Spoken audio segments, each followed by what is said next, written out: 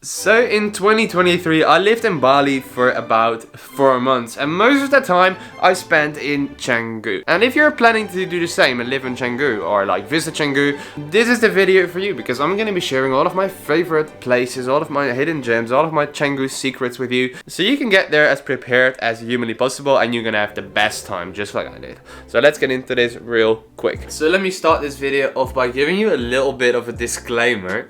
As I told you, I lived there from like March 2023 till July 2023, which means it's 6 months later now. And what you have to understand is that in Bali, business goes really fast. Businesses come and go, restaurants come and go, which makes it very much feasible that one of the restaurants that's going to be in this list, or one of the places that's going to be in this list, are not going to be existing anymore.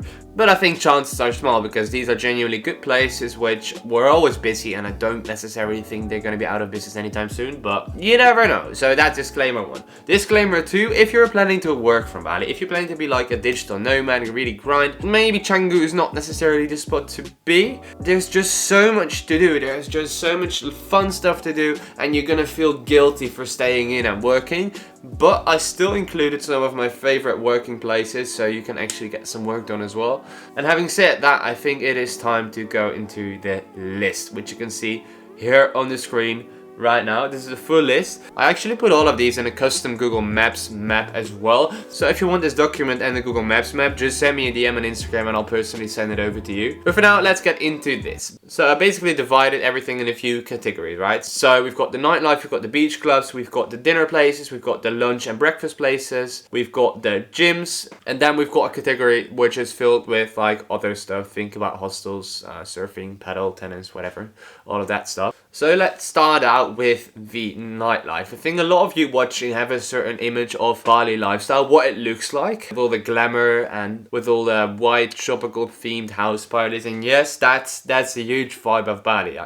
I think the best way to describe it is literally as something like tropical smart-ish, where everyone is just dressed really well, but also really tropical and summerish. So expect a lot of linen trousers, expect a lot of Birkenstocks, expect a lot of linen shirts, expect a lot of dresses and whatever with the girls. It's just tropical smart. I think that's the best way to describe the dress code. But it also differs a lot regarding the venues where you go, right? Because the base of Canggu nightlife, basically the place where it's always on, where there's always something going on. We're talking about Old Man's Sandbar. That's just where everyone goes. Old Man's is basically the place where all the drunk Australians go. So I was raw dogging this one chick, right? Chinese. Feels weird as fuck though. She was shouting her own name. I too young. I too young. Old Man is basically that place where everyone just mixes up, everyone just mingles from all groups. You will find the backpackers there, you'll find the locals living here, you'll find entrepreneurs there who just want to go for a degenerate night. Usually it's open till 2, it's a really nice vibe, a nice DJ and everything.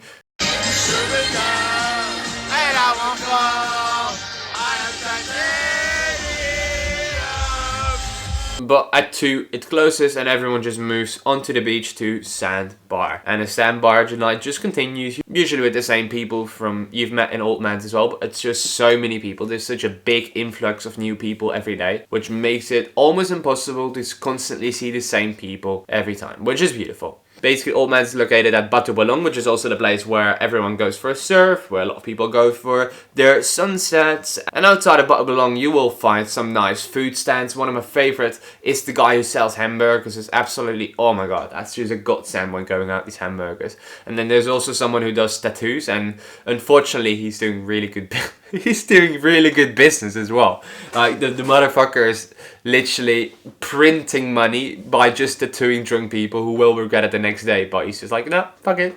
But yeah, that's basically Old Man Sandbar. Really a degenerate place, but really a lot of fun at the same time as well. And then there's also the parties where you can just go on a special night, which could be something like going on a Friday. You could potentially go to Vault, which is basically a club where they play techno on Fridays, but you could also decide to go to Morabito Art Villa, which is like a luxury place with quite a decent entry fee as well. I believe it's 30, 40, 50 euros or something, but you will find some really good entrepreneurs there as well. And then on Mondays you will have Luigi's popping off, which is usually just a pizza place, but on Monday it is just lit. It turns into a club.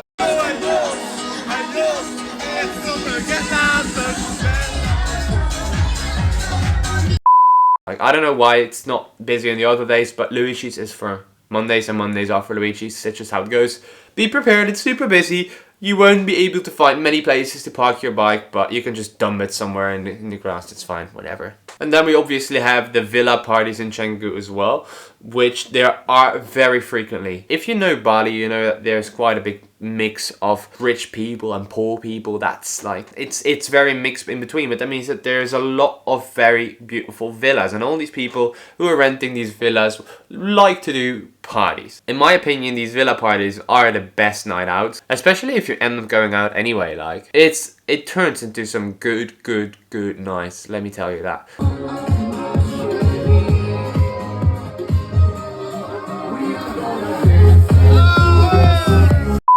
But for these villa parties, either you have to be staying there long term, because if you're just visiting for a week, there's not much chance that you're going to be meeting those people. Or you could just be like, fuck it, I'm going to organize my own villa party. We've got a cool villa. Let's just invite some people over that we've met during the week. Something you could do, something that I would do potentially.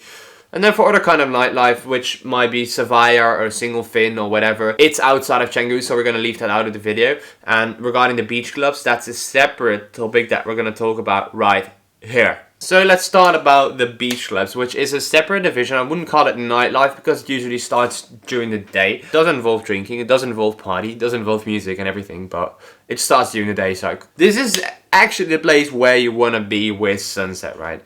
If you think about Canggu beach clubs, you probably think about Fins, which brands itself as the world's best beach club. Well, I can tell you, it's a nice beach club, but it's not necessarily my favorite in Canggu. I think my personal favorite is Mari Beach Club. I never heard of it until one of the last weeks when I was in Bali, when some of my good friends took me there, and man, it was honestly, that place felt so nice. I really liked the vibe. It was a little bit out of Canggu, but it is definitely my favorite. It's called Mari Beach Club. It's on the list as well, so you can check that out for yourself. Another personal favorite of mine is the Lawn, simply because it's very close to everything in Canggu. It's very central on Ba'u Belong, between Times Beach Warung and all the other ones. I just love it. I just like it. It's very intimate. It's not as big or huge as Fins, but that's exactly what I like about it. That's exactly what we all love about it, right? It's just a nice mix of everything. The food is really good. The sunset is nice. You can see in these videos. Highly recommend that beach club. And then there's two more on the list, one of them which will be La Brisa. I've spent quite a few decent nights there, and it is in a lot of ways the most beautiful beach club. On Sundays you can find a Sunday market there with a lot of nice clothes and nice stuff you can buy. And the pools are nice, the view are nice, but the food is just shitty. I just can't explain it any other way. I just didn't like the food personally. But I would still advise to go there at least once. Maybe it is your vibe and the place itself is fucking beautiful. You just want to see it and make pictures and make content because it's amazing. It's the best place ever. To finalize this section, there's also Times Beach Warung, which is basically the place next to Lawn where all the backpackers go. It's a cheap place. It's no entry fee. You can just get some coconuts, get some food, chill, watch the sunset on a little bit of a hammock or whatever. It's just very nice vibe. It's just very much the cheaper alternative for all the backpackers watching this, which makes it about time that we go on to the food section. So let's start with the breakfast and lunch. I have to be honest, I haven't really been particularly creative in my breakfast choices. Like, I've tried out the famous ones. I've tried out Crate Cafe, I've tried out Milga Madu, I've tried out Zin Cafe, but all of these were kind of mediocre. I didn't personally like them, but I had three favorites that I basically went to every single day, with by far on top Honey. It's located in Peramanan, which is a very nice area to live. I would say it's my favorite area to live and stay in Canggu. It's a relatively new little bit outside of the city center. Yeah, it's my favorite. I always had the granola bowl with a spinach omelette sandwich. Oh my god, I miss it. I loved it so much. And it was one of the only places where I could find some good Greek yogurt, so you could basically find me there every single day. And then on number 2 of my favorites, I think still should be Copenhagen. I know it's a famous place, it's overrated. A lot of people say it's overrated. I don't think it's overrated. I like the concept of being able to choose 5 different small dishes rather than just one. I personally love mixing things up. I don't like picking one thing. I don't like staying with one choice. I like mixing it up, and Copenhagen enables you to do so. Personally, I love the little pancakes. I love it's just very good quality food as well, but beware, there's always a line, it's always busy. And that brings me to number 3 on the list, which might kind of also have been just number 2. I don't know why I put it on 3, but it's called Hungry La. The stuff is wonderful. It looks amazing. The portions are big. The vibe is nice, and it's just somehow not busy at all. Nobody seems to know about this place, even though genuinely this is a hidden gem. This is one of the biggest hidden gems in Canggu. I was so lucky that my friend introduced me to this place. Like, I've been here a lot of times, especially at the start of my Bali adventure, and I just, oh my god, just look at the pictures. It's so good. And of course, there will always be some honorable mentions as well, where I've gone, where I've liked it, but somehow I didn't make this my favorite. Like, my good friend Luke, he loves the Daun. It's his spirit animal, so I guess that one is good, but somehow I never went there. Another one that I've worked a lot is Almond. I didn't particularly like their food that much, but their fruit bowls were amazing. The Wi-Fi speed is just as amazing. Maybe my favorite thing about all of it. And then you also have Motion Cafe, which really has some of the best fitness food out there. You can just order basically, oh, I want a kilogram of chicken and some eggs and some rice, and you will just get it. That's basically the vibe with Motion. And then the last spot for the honorable mentions would go to Touché, which is in Peregrine as well. A very nice little cute place, especially for Instagram. You can get some really nice decorated food there. Not necessarily the biggest portions or anything, but good, nice, Instagram worthy. Just small. A lot of times you can't find a spot, but if you can find a spot, definitely worth a shot. And let's talk dinner now, because oh my god, Canggu has so many nice dinner spots. There's just a very big variety of good food in Canggu. So I basically divided all of these restaurants into my personal top 10, not necessarily ranked in any order.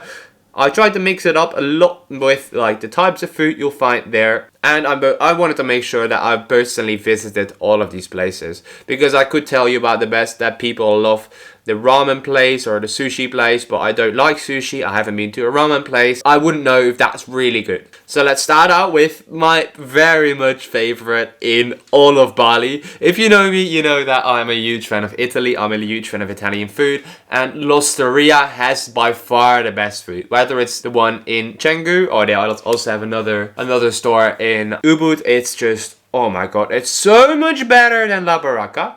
Honestly, I swear to God, the first Italian experience I had in Bali was with La Baracca. And La Baracca is so shit compared to L'Osteria. Like, I had a pizza and I was just like, oh my god, this doesn't taste like Italian pizza.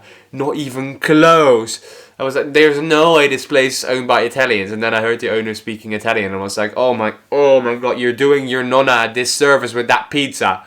That dough was just so shit, and just the pasta as well. It's just not nearly the quality of L'Osteria. L'Osteria has the best pasta, it has the best pizza, it has the best tiramisu, and even like the Nutella tiramisus. Oh, it's so much good food there. So much good Italian food. The vibe is ridiculously nice. It literally makes you feel as if you're in Tuscany or somewhere in Italy. And especially if you have a date with a girl, take them to L'Osteria in Canggu. Trust me, you won't regret it. Number 2 on my list is Warung Sika. It's my favorite room. It's pretty close in the city center as well. 9 times out of 10, it's the room that people go to who don't want to get Bali belly, because apparently they have a very good protocol. Yet still, I ended up with Bali belly from this room. Like, I've been going there for a few months and it was all good. And maybe I ate some cold chicken, whatever, but that doesn't spoil the party. It's still my favorite room in the country that I've tried at least. So yeah, definitely worth a shot. Number 3 on the list is Santorini, which is the best Greek food in the island. It's located again near Luigi's. Everything is really close to one another. Maybe all of these things are like a 5 to 10 minute drive from each other maximum on your scooter. But Santorini, oh my god, we had such a good dinner there with some friends. We just were like, okay, we need a dinner with the boys, right? We need a dinner with the boys. So we went to Santorini. We were there with 6-7 guys and we had so much food. We couldn't even finish it. Or like, I was trying to finish it, but as you can see, I was quite struggling with all of it. But still, it's the best Greek food on the island by far. Like, there's no denying it. It's one of the only Greek food places and it's good. Trust me, it's really good. The pita gyros was good, everything was good. I liked it.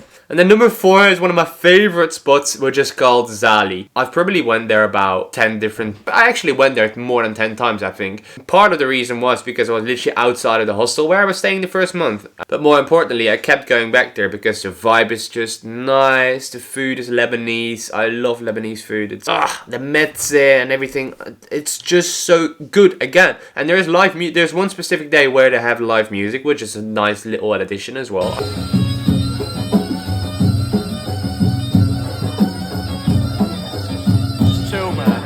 And also another thing is, be sure to book in advance. This goes not just for this place, but it goes for all of the places in the list, because these are very much places that people know are good. It is usually always busy. Be sure to make a reservation in advance, especially for Fridays, especially for Saturdays, especially for any reservation between 5 and 6 and 8 or 9, whatever. Which brings me to number 5 in the list, which is Kong. Well, Kong is just very much luxury dining, very much a luxury experience. You feel like a king being treated there by your waiters. It felt like the most luxurious restaurant that I've been in Bali.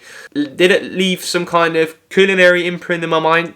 Nah. Like I had a good 3-course meal, and it was not necessarily super cheap or anything, but for Western prices, it's still very much affordable. Good place to go for like a luxury business dinner, business lunch, or a luxury date with your girl. And that's really where the spot is for. And then number 6 in the list is actually the only one that I haven't been. It's called Mesa, and it's basically a place where everyone just apparently starts dancing onto tables, and you get Italian food, and you just sit on the table with all kinds of random people, and you just mingle and mix and eat good Italian food, and you pay once, and then you get an unlimited amount of food. You just keep getting it delivered to your table, basically. Yeah, I've heard a lot of crazy good stories about that place. A lot of FOMO because I haven't personally gone, but I'll definitely be going the next time that I'm in Bali, 100%.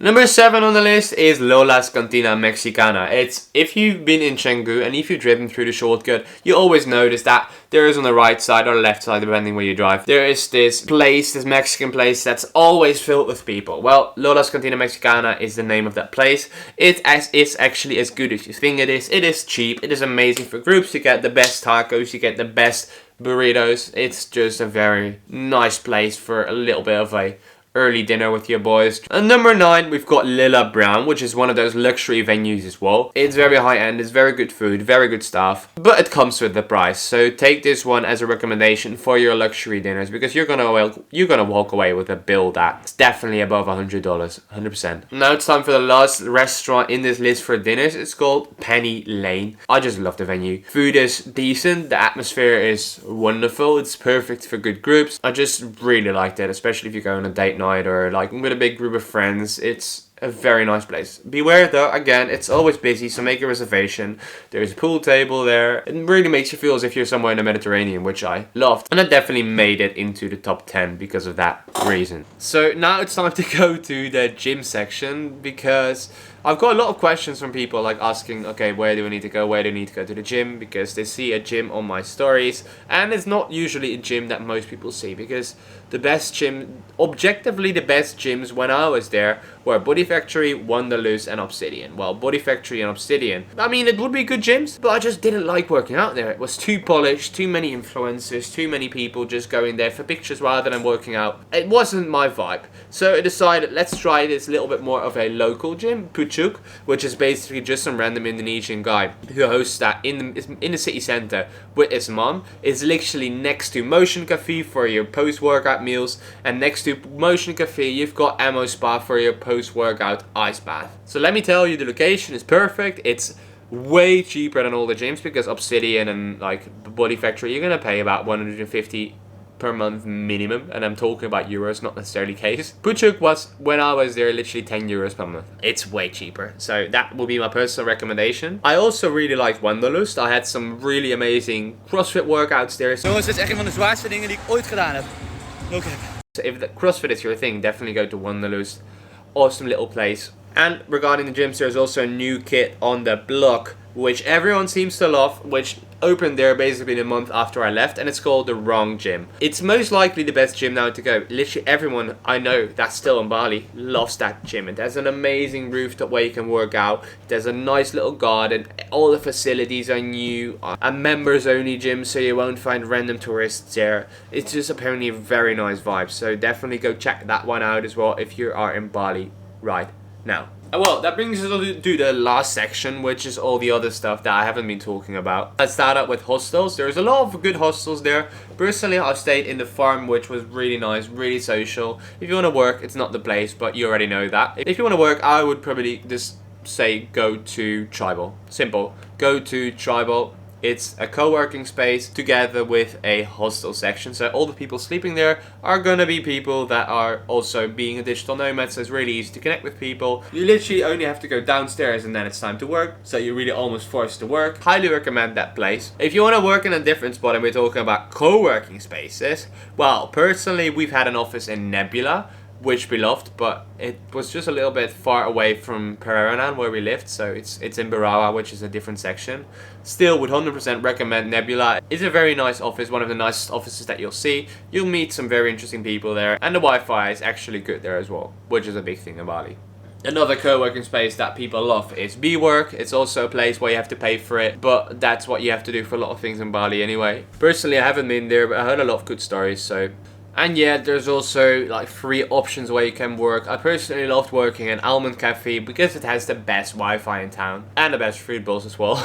I started my journey in Bali working from Zin Cafe, which is also a really nice place. Just bear in mind that the Wi-Fi section is quite small, and if the Wi-Fi section is busy, you have to go outside, which is warm, quite obviously. But usually there is a new co-working space being opened up every single month, so that shouldn't be an issue for you to find a good, nice place to work. And then regarding the last section, which is gonna be outdoor sports. So personally, I love playing tennis and padel. I always played padel in Jungle Padel in Canggu. Really nice facility, especially at the shortcut. It used to be free in April, but it's obviously not free anymore now. There's a lot of different spots you can go, but like as I said, I like Jungle Padel.